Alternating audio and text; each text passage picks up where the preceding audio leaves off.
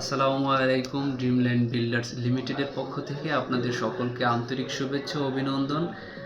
আমি প্রতিদিনের মতো চলে এসেছি আপনাদের জন্য নতুন একটা ভিডিও নিয়ে।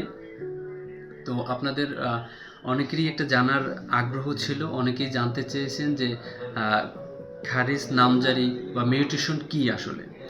তো সেটা যদি বলতে চাই, নামজারি হলো রাষ্ট্রীয় অধিগ্রহণ ও প্রজাস্বত্ব আইন 1950-এর 143 এ ধারা মোতাবেক কোনো ব্যক্তি কোনো জমির মালিকানা লাভ করার পর পূর্ব মালিকের নামের পরিবর্তে নতুন মালিকের নাম সংশ্লিষ্ট খতিয়ানে অন্তর্ভুক্ত করা বা তার নিজ নামে নতুন খতিয়ান খোলার বা রেকর্ড হালনাগাদের যে কার্যক্রম থাকে তাকেই নামজারি বা খারিজ অথবা ইংরেজিতে মিউটেশন বলে।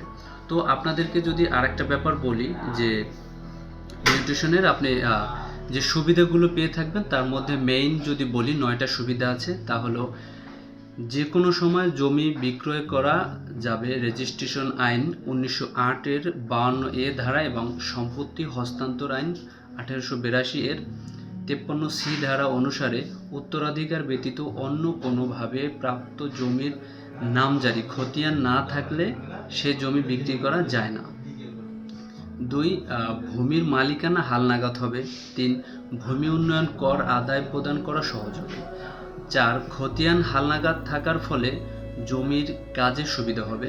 5. সরকারের খাস জমি সংরক্ষণের সুবিধা হবে। 6. মূল ভূমি মালিকের মৃত্যুতে উত্তরাধিকারগণের মালিকানার নির্দিষ্ট অংশ সম্বলিত খতিয়ান প্রস্তুত হবে। 7. রেজিস্ট্রিকৃত দলিল মূলে জমি হস্তান্তরের কারণে ক্রেতা বা গ্রহীতার নামে খতিয়ান প্রস্তুত হবে। 8. মামলা মোকদ্দমা থেকে রক্ষা পাওয়া যাবে। আর সর্বশেষ হলো 9. বিক্রেতা আপনার ক্রয়কৃত জমি দ্বিতীয়বার বিক্রি করতে পারবে না। তো আপনারা এই চমৎকার ভিডিও পেতে আমাদের পেজকে ভিজিট করুন।